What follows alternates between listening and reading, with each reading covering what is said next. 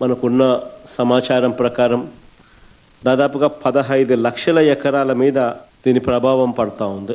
దాదాపుగా ఇందులో 11 లక్షల ఎకరాలు వరి మీదనే ప్రభావం పడుతూ ఉంది. దాదాపుగా 1,15,000 ఎకరాలకు సంబంధించి పత్తి, దాదాపుగా మరో 1,15,000 ఎకరాలకు సంబంధించి వేరుశనగ, మరో 2 లక్షల ఎకరాలకు సంబంధించిన మొక్కజొన్న, మరో దాదాపుగా 2 లక్షల ఎకరాలకు సంబంధించిన హార్టికల్చర్ పంటల మీద తీవ్రమైన ప్రభావం, దాదాపుగా 15 లక్షల ఎకరాల మొత్తం మీద తీవ్రమైన ప్రభావం కనిపిస్తూ ఉంది.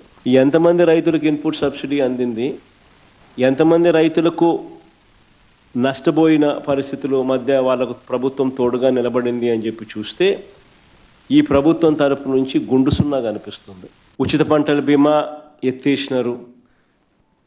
ఏ పంటకు కూడా గిట్టుబాటు ధరలు రాని పరిస్థితిలో రైతు తీవ్రంగా ఈ 16 నెలలు 17 నెలలు చంద్రబాబు నాయుడు గారి పాలనలో నష్టపోయిన పరిస్థితులు మనం చూస్తూ ఉన్నాం. ఇవన్నీ మ్యాన్మేడ్ కెలామిటీస్. ఇంత దారుణంగా ఉంది. ఒకవైపున ఇవన్నీ మ్యాన్మేడ్ తప్పిదాలు ఇన్ని కనిపిస్తూ రైతు తీవ్రంగా నష్టపోయిన పరిస్థితులు ఒకవైపున కనిపిస్తూ ఉండగా, మరోవైపున ఇటువంటి సైక్లాన్ రూపేణ జరిగిన నష్టం. కొంతమంది ఫేక్ ఫెలోస్ ఫేక్ న్యూస్ పెడతానే ఉంటారు, వాళ్ళు బతికే అంతే. ఇప్పుడు కూడా నేను చూస్తాను, ఇంత హోంవర్క్ జరుగుతూ ఉంటే, ఇక్కడ ఇంత సైంటిఫిక్ వర్క్ జరుగుతూ ఉంటే అప్రిషియేట్ చేయలేరు కాబట్టి గమ్మం నోరు మూసుకొని ఉండొచ్చు. అది కూడా లేదు.